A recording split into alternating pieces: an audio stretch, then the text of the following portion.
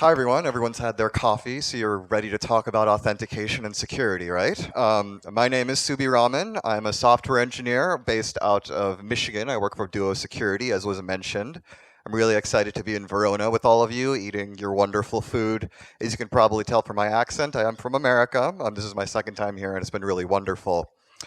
Michigan is all the way up here in the north. I'm originally from California, but I now live near Detroit, which some of you have probably heard of because of our music, like Motown, our club music scene, our automotive industry, or our beer, which is quite good. If you're going to visit America, definitely check out Michigan, but do not come during winter. Our winters look like this. We have a town named Hell, and it does freeze, so don't come during winter. A little bit about Duo to explain my work with WebAuthn. One of our core products is providing two-factor authentication.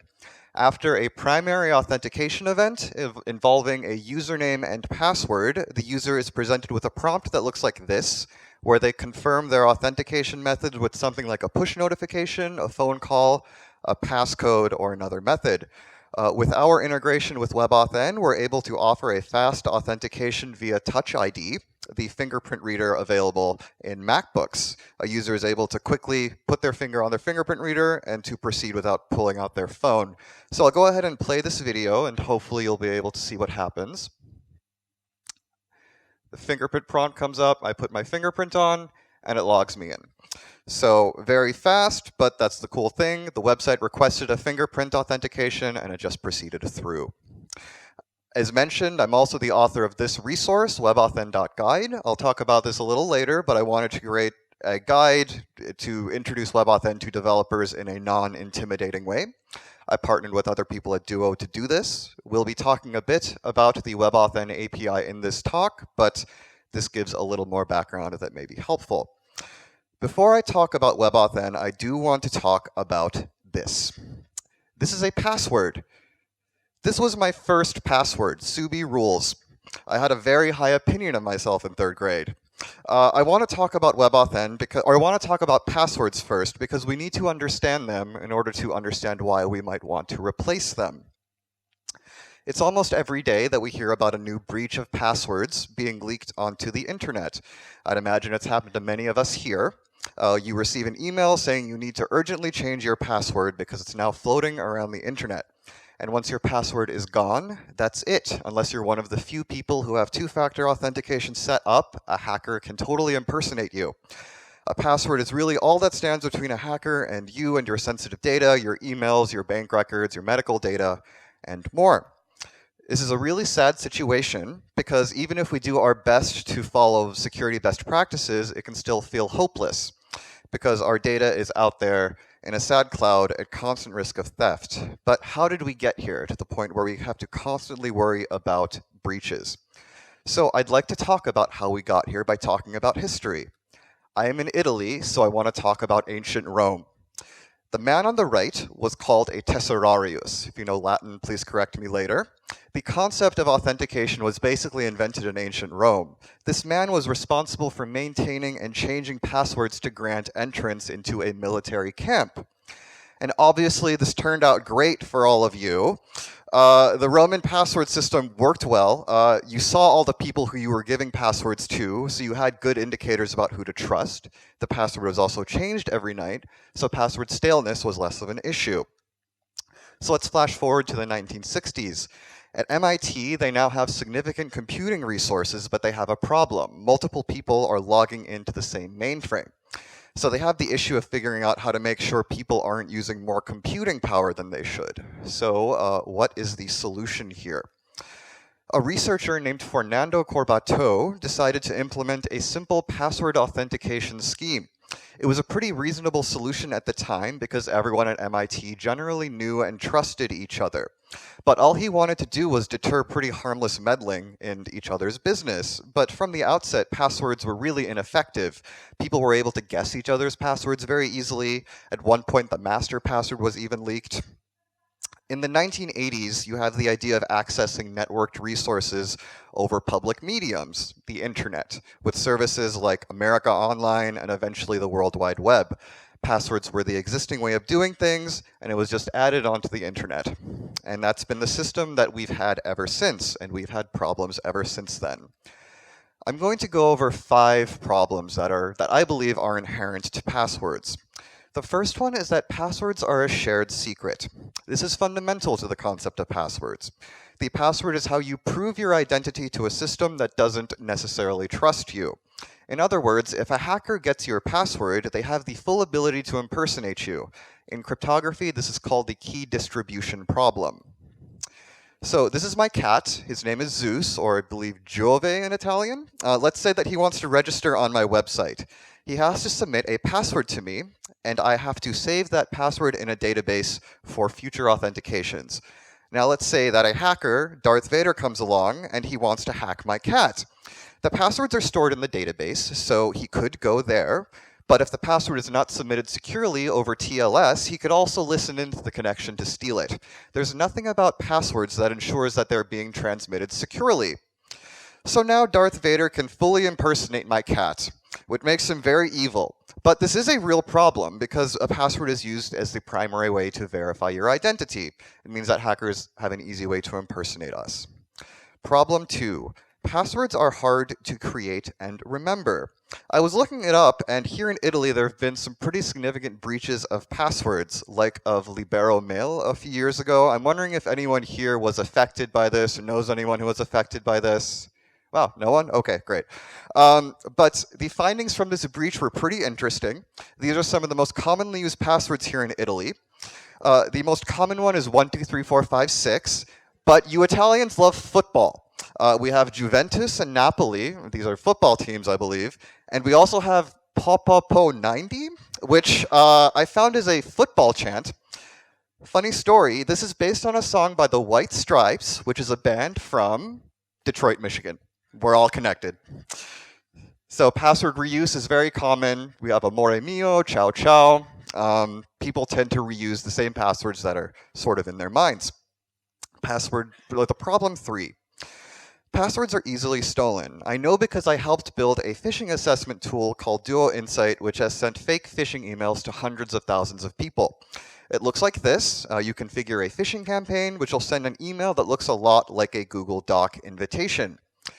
I don't know if you can see the URL up there, but it's not actually Google at all. It's a URL called portal-login-online.com. Most people will not recognize this, and I don't think we should really expect them to. The website looks real to them, which is what makes this attack so effective. And this is what we found. 31% of users click on phishing links, and 17% of users submit their passwords to phishing sites. This is huge. An attack that's cheap to execute with a 20% success rate is a big deal. It's a serious problem, and we shouldn't underestimate the gravity of this. For example, activists are at particular risk of being targeted in sophisticated phishing campaigns by state and non-state actors. The repercussions of having your data stolen as an activist is really grave. In America, for example, phishing attacks can potentially alter the shape of history, like when a Russian hacking group infiltrated the emails of the Hillary Clinton campaign in 2016. I've heard people openly wondering that we might have a different president had this phishing campaign not succeeded. Problem 4. Who here reuses a password? All of you reuse passwords. I know you do. Most of us do, for some of the reasons I've mentioned. Passwords are hard and annoying to remember. We can only stuff so much into our brains. The typical recommendation is to use a password management tool that can randomly generate and secure passwords. This is another tool that complicates the whole user experience. Most people just want to get to their email or whatever as fast as possible. Problem 5.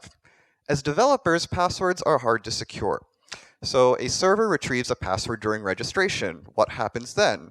Something like this has to happen. We can't store passwords in plain text because a hacker could easily steal it and use it. So you have to use a one-way function called a hash to store the password in a way that can't be descrambled. But some hash algorithms are insecure. Hackers can still use dictionaries of hashed passwords. So you have to add random data called a salt in there, but it's still not enough. Because even at the smartest companies in the world, all it takes is a single misconfigured piece of software hiding in a massive software architecture, and passwords can be leaked. A junior developer accidentally logging a password, for example. These companies have some of the best security minds in the world working for them, and if these issues are happening to them, what hope is there for the rest of us? So to go back to our friend, Dr. Corbateau, he gave a verdict on internet passwords, and it's kind of a nightmare, and he never intended it to be this way. And I do think our instinct as developers might be to cast blame on our users instead of the technology, like the following. Why can't our users just remember passwords? Why are they reusing passwords? Why are they losing their passwords? Developers, we're so dumb, right? Like, why can't we be smarter about handling passwords? But I think that this is the wrong instinct.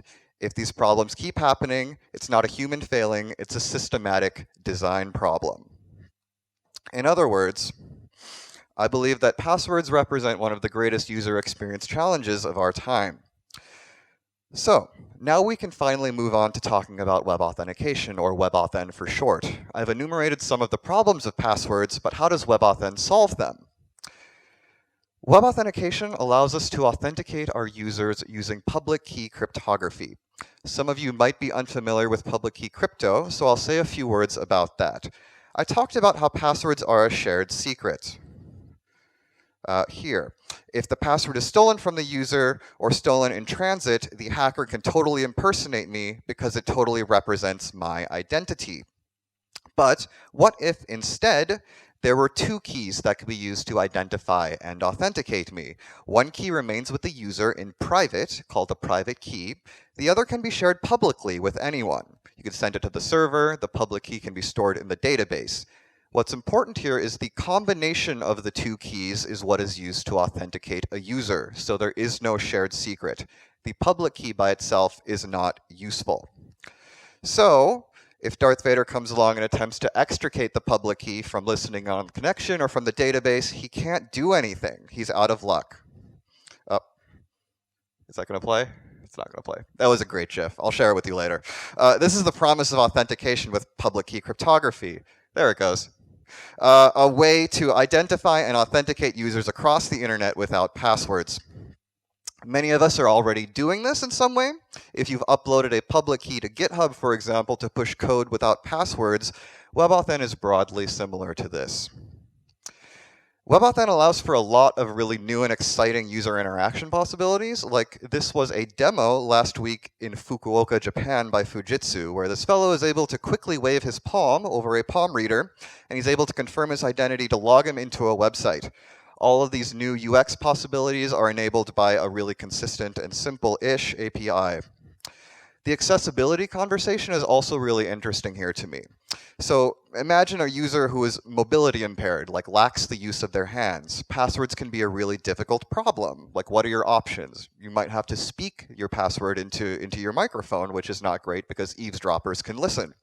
Imagine our older users who might be memory impaired. Being able to recall and type in passwords can be difficult. Being able to offload all of this complexity to WebAuthn allows for some really exciting possibilities. So I'm going to define some terms that you'll see come up a lot with WebAuthn. An authenticator is the hardware that the user interacts with for registering and authenticating. A credential. This is the key pair used for authenticating. A relying party, this is a term used in security contexts a lot. It's the organization or entity responsible for registering and authenticating a user. So at a high level, WebAuthn can be characterized with a few characteristics, as strong and scoped and attested. And I'm going to go through each of these. When I say strong, I'm not referring to the fact that you can use a biometric authenticator, which is cool. What I mean is that built into many of our devices today, we have or we can add entirely separate computers or hardware that are capable of cryptographic operations. These are often called trusted platform modules. Apple calls this the secure enclave. This is really cool because a weakness of public key cryptography is that private keys can still be stolen. You might have read about Bitcoin thefts in the news. Often this is because of private key theft. These separate computers make it really difficult to do so. Scoping. It's an important way to mitigate against many common types of phishing attacks. An important property of WebAuthn is that a credential, the private-public key pair, can only be used at a specific origin, like nodejsday.com. I'll talk more about this later, but let's say that the user is trying to log in here. If the user had previously registered a credential that has this ID, he can proceed. It works similar to browser cookies. You can only read and use a browser cookie at a particular origin. Let's say we went through this. So attestation. Attestation is a very big topic that people study their entire lives for, so I won't go into it in extreme detail, but it's a way to prove that a public key did in fact come from something like an authenticator, so that a relying party can trust it. This is the basic flow of how attestation works. During registration, when the key pair is being created, the authenticator provides a certificate that the server can verify. The server can use this certificate to determine that, yes, the key pair did actually come from an authenticator that we trust. If Darth Vader, for example, has hacked the phone and is generating fraudulent credential key pairs, the certificate should fail verification and registration can be failed. So now let's look at some code just to sort of see broadly how WebAuthn works and the data structures that it returns. Registering a user. This is where the user creates a new key pair and gives the server the public key. So this is what the flow looks like at a high level. The server requests that the user create a new key pair, which happens here, and then the public key is sent to the server for storage. The fact that an authenticator is now responsible for generating this key is actually a big step forward. Instead of forcing users to create and remember passwords, the authenticator does. The API on the front-end side is pretty simple. There are two functions provided, one for registration and one for authentication. So this is what it looks like from a UI perspective. The website will show something like this during registration. The API call will request Windows Hello to verify the user and to create the credential. After this is finished, the user waits for the server to verify the data, and registration is completed. This is what the configuration looks like that you pass into this particular function. This is more or less the minimal configuration needed. If you want to dig into this, I definitely suggest checking out webauthn.guide. But for example, the challenge here, this is cryptographically random bytes generated on a server. It's important to mitigate things called replay attacks. RP stands for relying party. What's important here is the ID. This is a subset of the origin currently in the browser window. User, this is information about the user currently registering. This is important because the WebAuthn API uses the user ID to bind a credential to a particular user. In this field, pub key cred params, the key pair algorithms that are acceptable to a server is specified. This might be because the server is only capable of dealing with certain algorithms. This is what it looks like in real life. Unfortunately, the contrast washes that out a little bit, but I'm going to execute the registration function. Nothing is going to happen until I tap my security key, which now returns an object. As node developers, you are responsible for parsing and dealing with this object. If we can open this object up, it's a little difficult to see there, but we have two important attributes here called the client data JSON and the attestation object. And I'll go over these two at a high level. The client data JSON represents data that is contextual data that is passed from the browser to the authenticator. And the attestation object contains the public key used for authentications, the attestation certificate, other useful metadata that can be used by the server. This is an example of what will happen in Node.js to parse this data. It's returned as an array of unsigned 8-bit integers. If you've not done a lot of work with like byte slicing and dealing with, converting 16-bit integers to, 8-bit integers and unsigned stuff and all that, this is basically how you do it. You can use a text decoder to decode this data into a string, and you can parse that to retrieve this new client data object, which looks like this. You get back the challenge that was passed in, the origin, and the type. All of these need to be validated for their validity for this particular event. I'm not going to go through all of the validation steps, but there's a bit of legwork you need to do to fully validate a registration. The attestation object now. This is a pretty complex object that contains data encoded in different ways. This is an example data a diagram of the data from the specification of the data included in the attestation object. What's especially important here is the credential public key located there. This is the public key that we came here to get. So we can take a brief look at what parsing this data looks like. So I'm going to show you parsing this in the browser console, but it would be handled on the server, obviously. You begin by decoding this object by using a decoding library called CBOR. CBOR stands for Concise Binary Object Representation. It's similar to JSON, but it encodes data in a more concise form. At that point, you're able to examine the data. We have more bytes that we have to parse ourselves.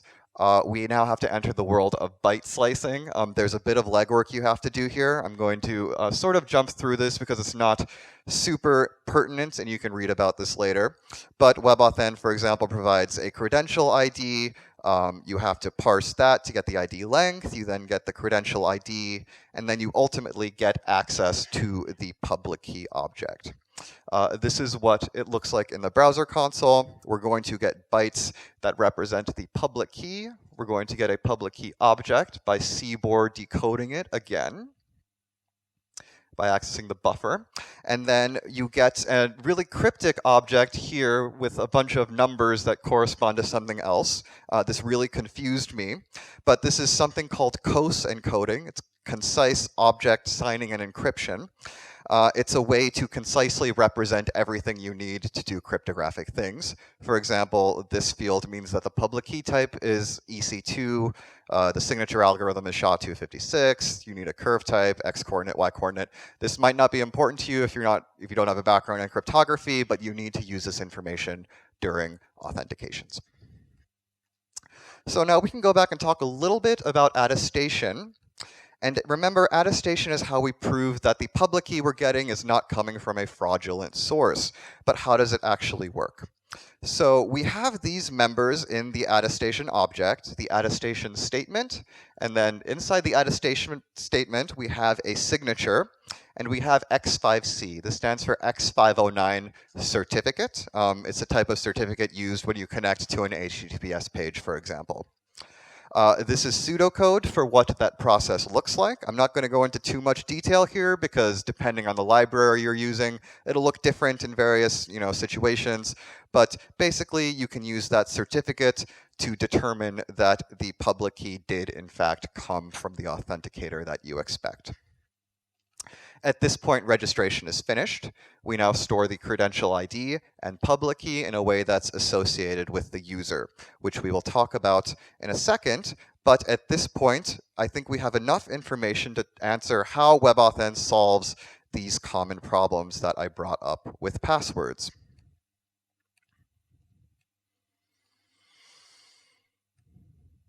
So WebAuthn has really good answers for a lot of these problems, which is great. The fact that the public key is not secret is important. The fact that secure hardware makes credential theft difficult. The scoping thing also is important here. A lot of answers to really complex design problems in passwords. Authentication. This is going to be shorter because this is simpler, but let's bring it up here. This is where the user proves that they own the private key that they registered with. The authenticator makes this assertion by creating a signature. Signing is a mathematical operation over bytes of data used to prove ownership of the private key, which is basically what happens here. And the signature is passed to the server, and the signature is verified using the public key that was provided during registration. This is essentially what it looks like. You call a function on the front end called navigator.credentials.get. This requests an assertion from the authenticator. This is what it looks like. Very quickly, something like Windows Hello pops up, identifies it read my face there, it verified my identity, and then the authentication succeeded. So this is the code on the front end that you need to make this happen. Again, the challenge as much as before, the relying party information as much as before. Allow credentials is where you specify the credentials that you want to use with this authentication event. You can also say, I want to use a USB authenticator, I want to use a Bluetooth authenticator. You can provide various options there. So this is what it looks like in real life. You await the navigator.credentials.get function. You execute the call with request option. The browser will wait for me to tap my security key here, and after doing so, I get back another public key credential object. It looks much the same as before, but if you open this up here, you can see that we have a signature. And this signature is what is passed to the server to verify that the user owns this private key. This is the pseudocode of what that looks like. You grab the user from a database, you get their public key, and you use their public key to verify that signature as well as alongside against the authenticator data and the client data JSON. So that's it for the code. I'm going to describe some things that WebAuthn is not. I want to say that WebAuthn is not a new and it's not a novel concept necessarily. The idea of using public key crypto for authentication has been around for a really long time. This is an article from 1997 which advised using, client certificates for authentication. It suggested that public key authentication was right around the corner. It wasn't, because doing public key cryptography in 1997 was kind of a pain in the ass, but it's a bit simpler now. So it's also not forcing you to use biometrics. I know people might be weirded out by using a fingerprint reader, using a biometric reader. There's justified concern there. Users still have the option of using a password or something like a pattern unlock method when authenticating. The point is that a server never receives the password, so no shared secret exists between the user and the server. It's also not necessarily forcing us to go away from password-based authentication. I know I titled this talk, Imagine a World Without Passwords, but a realistic use case is to use WebAuthn as a second factor. This user inputted a password, but WebAuthn then kicked in to request a second authentication event. This is known as two-factor authentication. So what does this mean for you? On the front end, the experience of integrating WebAuthn is pretty painless. There are some detailed ways to interact with the API, but when it comes down to it, there are more or less two functions you need to interact with. However, as node developers, the complexity does come in the backend experience. The specification outlines a 17-point procedure to fully verify a registration event with a bunch of branching procedures, so it's not necessarily trivial. It's my personal hope that we'll see libraries that are well maintained to handle some of this. Unfortunately, I don't know of any good node library out there right now to do this. If one of you wants to take on this work, feel free to. You can speak at a conference like this. So you might be looking at this and think, I'm not really interested in doing this by myself. You can always ask another service to do this. This is called federated authentication. It's a great solution for many small applications. Duo, where I work, is an example of a service that does this. Google, Microsoft, many other authentication providers are out there. From a design perspective, I do think that it's going to be an interesting challenge selling the idea to users that they can still be safe without passwords. Passwords are everywhere, and in our users' minds, they are synonymous with security. The transition away from passwords is going to be a huge shift in the way we think about what makes a website secure. Another really good question is what happens when a device is lost or stolen. Remember, a credential is created for every website, and the device is responsible for storing a key pair. If the user loses their phone, the worst case scenario right now is they have to re-register their new phone at every single website they previously registered with. But there are a number of solutions currently being discussed, like a secure way to back up and restore keys, but this discussion is still ongoing. To bring this resource up again, perhaps the biggest problem for me and my team was the lack of immediate learning resources to figure out how to begin working with WebAuthn.